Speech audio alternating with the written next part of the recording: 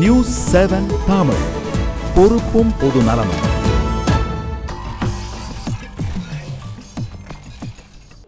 கேள்வி நேரம் நிகழ்ச்சிக்காக உங்களை மீண்டும் வரவேற்கிறேன். இன்றைய கேள்வி நேரம் நிகழ்ச்சியில் அரசியல் பண்பாடு குறித்து விவாதித்துக் கொண்டிருக்கிறோம். தமிழகத்தில் அரசியல் பண்பாடு அருகி வருகிறதா? எதிரெதிர் கட்சிகளாக இருக்கிறவர்கள் அரசியல் மாச்சரியங்களை கடந்து தனி மனித வாழ்க்கையில் எப்படி நட்பு பாராட்டிக் கொள்கிறார்கள்? இது பற்றியெல்லாம் விவாதித்துக் கொண்டிருக்கிறோம். நாம் தொடர்ந்து விவாதிக்கலாம். டால்பின் ஸ்ரீதர், நான் இந்த கேள்விக்கு, ஏன்னா இந்த சந்திப்பிற்கும் உள்நோக்கம் கற்பிக்கக்கூடிய எதிர்கட்சி மாயாவதி கட்சியிலிருந்து சொல்லக்கூடியது, மாநிலங்களவையில் அவங்களுக்கு போதிய எண்ணிக்கை இல்லை, அதனால் அவர்கள் சந்திக்கிறார்கள் அப்படின்றது ஒன்று. பீகாரில் வர இருக்கக்கூடிய சட்டமன்ற தேர்தலில் இந்த ஜனதா சங் பரிவார் இந்த கட்சிகளை எல்லாம் ஒன்று சேர்க்காமல் இருப்பதற்காக ஒரு திட்டம். இது அரசியல் பண்பாடு அல்ல, அரசியல் சாணக்கியத்தனம் அப்படின்னு சொல்றாங்க. இதை நீங்க எப்படி பார்க்கிறீங்க? இதுக்கு அந்த லாலு பிரசாத் கட்சியினுடைய செய்தி தொடர்பாளரும் முலாயம் சிங் யாதவ் அவருடைய கட்சியினுடைய ஒரு பாராளுமன்ற உறுப்பினரும் கடுமையாக மறுத்திருக்காங்க. இதில் எந்த அரசியலுமே இல்லை.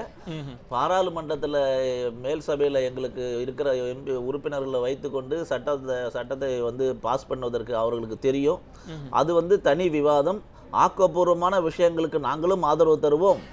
எங்களுக்கு எது பிடிக்கவில்லை, எங்கள் கொள்கைகளுக்கு நேர்மாறாத மக்களுடைய விரோதமாக இருக்கிறாக நாங்கள் நினைப்பது எதுவாக இருந்து அந்த சட்டத்துக்கு நாங்கள் கடுமையாக இன்று கூட விமர்சனம் செய்து கொண்டிருக்கிறோம். ஆகையினால இதை மாயாவதி சொல்வது நகைப்புக்குரியது, ஏற்றுக்கொள்ள முடியாது என்று அந்த சம்பந்தப்பட்ட இரண்டு கட்சிகளுடைய பத்திரிகை தொடர்பால் இன்றைக்கு மறுத்திருக்கிறாங்க. நானும் அதுதான் சொல்ல வரேன். மாயாவதி நிச்சயமாக அந்த அரசியலிலிருந்து அப்புறப்படுத்தப்பட்டு விட்டார், கிட்டத்தட்ட அப்படிதான் நினைக்கிறேன். ஏன்னா டெல்லியில் 4% ஓட்டுலாம் இருந்தது, இன்னைக்கு 0.4%க்கு வந்துட்டார் டெல்லி சட்டமன்றத்தில். ஆக தேசிய கட்சி என்ற அந்தஸ்தெல்லாம் இழக்கிறது. ஏதாவது பேசி அவர் இருக்கிறாருன்னு காட்டிக்கணும். வரக்கூடிய உத்தரப்பிரதேசத்தில் இன்னும் 8 மாதம் 9 மாதத்தில் முதலமைச்சருக்கான தேர்தல் வரப்போகிறது. உத்தரப்பிரதேசத்தில், பீகாரில் இன்னும் 8 மாதத்தில் முதலமைச்சருக்கான தேர்தல் வரப்போகுது. நாங்கள் போய் அந்த கட்சி கூட எந்த வகையிலையும் சமரசம் பண்ணியோ கூட்டணி வைக்க வேண்டிய அவசியமே இல்லை. நிச்சயமாக அவர்களை மீறி அவர்களை எதிர்த்து தான் நாங்கள் ஆட்சியை பிடிக்க போகிறோம் என்பதை முந்தா நாள் கூட பேசியிருக்கோம். ஆகையினால இதில் எந்த அரசியலும் கிடையாது. இது அரசியல் பண்பாடு. அந்த நரேந்திர மோடி இன்றைக்கு அவருடைய அகிலேஷ் யாதவ் முதலமைச்சருடைய மகளை 15 நிமிடம் அவருடைய மடியில் உட்கார வைத்து கொஞ்சம் கொண்டு இருக்கிறார்னு சொன்னால் இதெல்லாம் ஒரு அரசியல் பின்னாடி ஏதாவது ஒரு மறைமுக சித்தாந்தம் இருக்குமா என்ன? இதை நிச்சயமாக இல்லை. அவர்களுடைய கண்ணோட்டம் அப்படி இருக்கிறது, குறுகிய மனப்பான்மை. அதுலேயும் இருக்காங்க ஒரு சிலர். அதான் சொல்ல வரேன். தமிழகத்தை பொறுத்த வரையில் எப்படியோ அண்ணன் சமரசம் அவர்கள் சொன்ன மாதிரி ஒரு கட்டத்துக்கு பிறகு நான் தமிழ்நாட்டுக்கு வரேன். நான் முதல்ல இந்த வடக்கை முடிச்சிடுறேன். இல்லை, நிச்சயமாக இல்லை. முடிச்சிட்டு நான் தமிழ்நாட்டு வடக்கை பொறுத்த வரையில் நாங்கள் காங்கிரஸ் தலைவர் திருமதி சோனியா அவர்களுடைய மருத்துவ சிகிச்சைக்காக மேல்நாடு சென்றிருந்தப்ப எங்களுடைய தலைவர் அவருக்கு நலம் விசாரித்து கடிதம் எழுதினார். நீங்கள் நல்ல ஆயுள், பூரண ஆயுளோடு வரணும்னு, நல்ல உடல் ஆரோக்கியம் பெற்று வரணும்னு நான் பிரார்த்தனை பண்ணுறேன்னு சொல்லி கடிதம் எழுதியிருக்கார். நேரடியாக அவர் வீட்டுக்கு வந்த பிறகு அனுப்பினார், பூங்கொத்து அனுப்பினார். அதோடு இல்லை, அண்ணன் ஒரு விஷயம் சொன்னார் இல்லையா, அண்ணா மாதிரி வாஜ்பாய் அவர்கள் பிரதம மந்திரியாக இருக்கும்போது இதே வெளிநாட்டில் போகும்போது உங்களுடைய நாட்டினுடைய எதிர்க்கட்சி தலைவரை பற்றி வேற நாட்டினுடைய ஏஜென்ட் மாதிரி ஒரு கற்பனையான வார்த்தைகள் எல்லாம் பயன்படுத்தி கேட்டப்ப கடுமையாக எதிர்த்தவர் வாஜ்பாய். எங்கள் நாட்டினுடைய பிரதான கட்சியினுடைய தலைவி, எங்களில் ஒருவர், அவரை நீங்க இன்னொரு நாட்டில் விமர்சனம் பண்ண ஏற்றுக்கொள்ளவே முடியாது என்று சொன்ன, அதுதான் அரசியல் நாகரிகம், அதுதான் அரசியல் பண்பாடு. நிச்சயமாக இதுல நான் தமிழ்நாட்டிற்குள் வருவதற்கு முன்பாக நான் இந்த கேள்வியை கேட்டுறேன். ஏன்னா 2 சந்திப்புகள் இதற்கு தொடர்புடையதுன்றதுனால கேட்பது. திரு அருண்ஜேட்லி அவர்களும் ஜெயலலிதா அவர்களும் சந்தித்த சந்திப்பு அது அவசர சட்டத்திற்கான ஒப்புதலுக்காக நடைபெற்ற ஒரு சந்திப்பு அப்படின்னு இங்க பத்திரிகைகள், பெரும்பாலான பத்திரிகைகள், இங்க இருக்கக்கூடிய நிறைய கட்சிகளும் அதை தான் சொன்னது. அவர்கள் சந்திப்பு, அதற்கு பின்னால் திரு தயாநிதி மாறன் அவர்களினுடைய கைதுக்கும் இந்த சந்திப்பிற்கும் ஒரு சம்பந்தம் இருக்கிறது. ஆனா அவர்கள் சொல்வது ஒரு மரியாதை நிமித்தமான ஒரு சந்திப்பு அப்படின்னு. நான் இன்னொரு கேள்வி, வாஜ்பாய் காலத்திலேயே முலாயம் சிங் யாதவினுடைய முதல் மனைவி இறந்த போது பாரதிய ஜனதா கட்சியினுடைய மூத்த தலைவர்கள் எல்லாம் கலந்து கொள்கிறார்கள். அதற்கு பிறகு மசோதா நிறைவேற்றப்படுவதில் முலாயம் சிங் யாதவ் ஆதரவு அளித்தார். அதனால இதற்கு ஒரு உள்நோக்கம் இருக்கிறது அப்படின்ற வாதத்தை நீங்க எப்படி பார்க்கிறீங்க?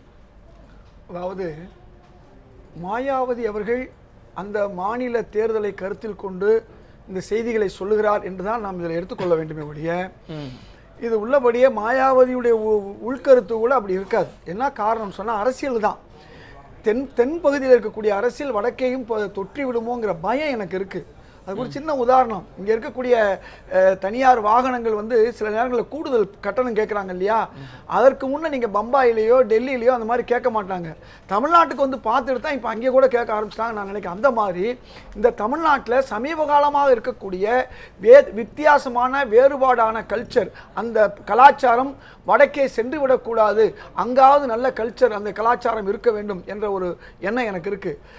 டெல்லியை பொறுத்தவரை அல்லது அகில இந்திய அரசியலை பொறுத்தவரை இந்த வேகங்கள் சண்டைகள் போடுவது, உதாரணம் உங்களுக்கு சொல்கிறேன், பெருந்தலைவர் காமராஜ் அவர்கள் அவருடைய இல்லத்திலே அவரை தீ வைத்து எரிக்கக்கூடிய ஒரு முயற்சி அன்னைக்கு நடந்தது. அந்த நிலையில் கூட எந்த கட்சி மீது அன்னைக்கு சந்தேகப்பட்டார்களோ அந்த கட்சியினுடைய தலைவர்கள் அவருக்கு முதல்ல ஃபோன் பண்ணி அவருக்கு ஆறுதல் சொல்கிறாங்க. அந்த மாதிரி உள்ள சூழல்களையும் நாம் பார்க்குறோம்.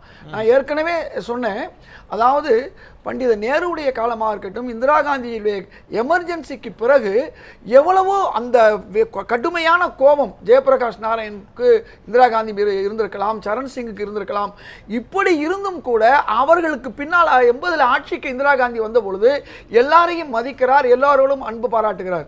இப்படி தொடர்ந்து நீங்கள் ராஜீவ்காந்தியுடைய காலமாக இருக்கட்டும், எல்லா காலகட்டங்களிலும் அற்புதமாக மன்மோகன் சிங்கை பற்றி சொன்னார், ஷானவாஸ் ஹுசேன் வீட்டுக்கு போனார் சொல்லி. இப்படி வடக்கே இருக்கக்கூடிய நிலை என்பது வேறு. தமிழ்நாட்டில் ஒரு விஷயத்தை சொன்னால் அவங்களுக்கு புரிந்து கொள்வீர்கள். எம்ஜிஆர் அவர்களும் கலைஞர் அவர்களும் நேர் எதிர் துருவங்களாக இருந்த நேரத்திலே, எம்ஜிஆர் மறைந்த நேரத்திலே கலைஞர் மிக விரைவிலே சென்று அவரை போய் பார்வையிட்டு வருத்தப்பட்டு அழுது விட்டு வருகிறார். காரணம், அவர்கள் இருவரும் ஒன்றாக இருந்தவர்கள். அதனால இந்த கலாச்சாரம் எம்ஜிஆர் அவர்கள் இருக்கும்போதும் அல்ல, இன்னும் சொல்ல போனால் எம்ஜிஆர் அவர்கள் காவிரி நீர் பிரச்சனைக்கு செல்லுகிறார். ஹெக்டே அவர்கள் அங்கே தண்ணீர் கொடுக்காமல் இருக்கக்கூடிய ஒரு காலகட்டம்.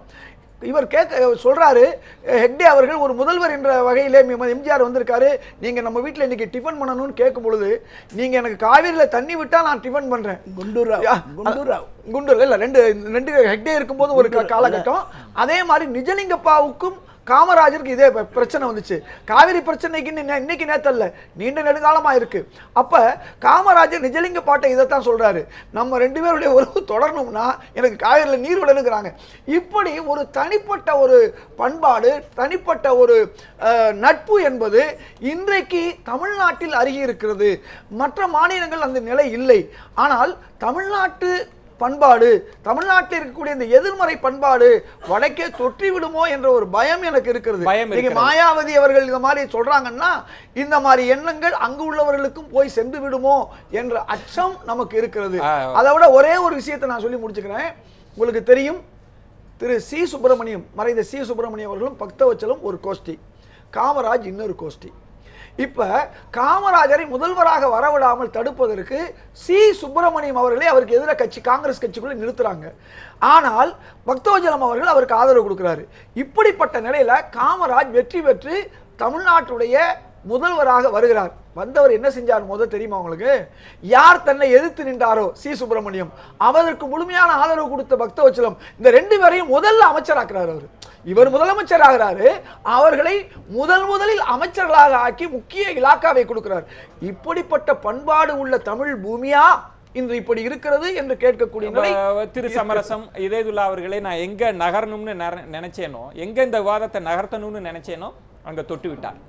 தமிழகத்தில் நம்மளால புரிந்து கொள்ள முடிகிறது, இன்றைய சூழலில் அத்தகைய அரசியல் பண்பாடு இல்லை, அருகி இருக்கிறது அப்படின்னு புரிந்து கொள்கிற போது யார் காரணம் இதற்கு? அதை தான் நான் கேட்கணும்னு ஆசைப்படுறேன். அதுக்கு சொல்றதுக்கு தான் நாங்கள் வந்திருக்கோம்.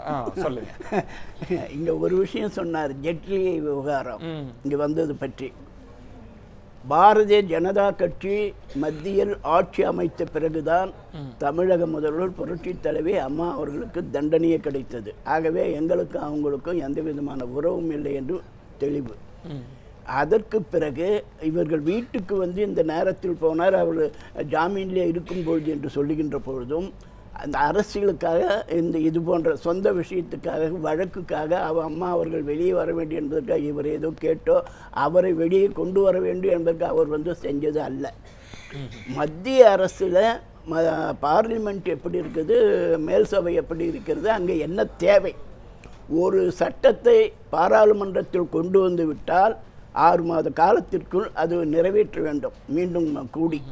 அப்படி நிறைவேற்றாவிட்டால் அது காலாவதியாகிவிடும்.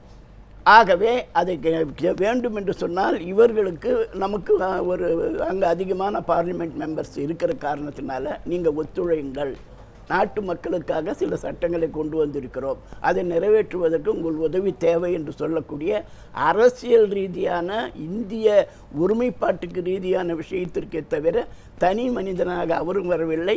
எனக்கு என் தேவையை என்னுடைய கஷ்டத்தை நீக்கு என்று அம்மாவும் கேட்கவில்லை. இல்ல, நான் அதனாலதான் நான் என் கேள்வியிலே முன்வைத்தேன். அப்ப அதைத்தான் மாயாவதியும் சொல்றாங்க, மாநிலங்களவையில குறைவான எண்ணிக்கை, அதனாலதான் இந்த சந்திப்பு அப்படின்ற மாயாவதியின் கேள்வியை நீங்களும் ஓரளவு ஒத்து போகிறீர்கள். அது பற்றி எல்லாம் கேள்வி இல்லைங்க. இதுல ஒன்றும் பாரதிய ஜனதாவுக்கு லாபமோ, அந்த அரசாங்கத்தில் ஒரு அரசாங்கம் இப்பொழுதுதான் தேர்தல் முடிந்து வந்திருக்கிறார்கள், அவர் சில சட்டங்களை போடுகிறார்கள், இந்த நாட்டுக்கு தேவை என்று இருந்தால் அதற்கு நம்ம எல்லோரும் ஒத்துழைப்பு கொடுக்கத்தானே வேண்டும்.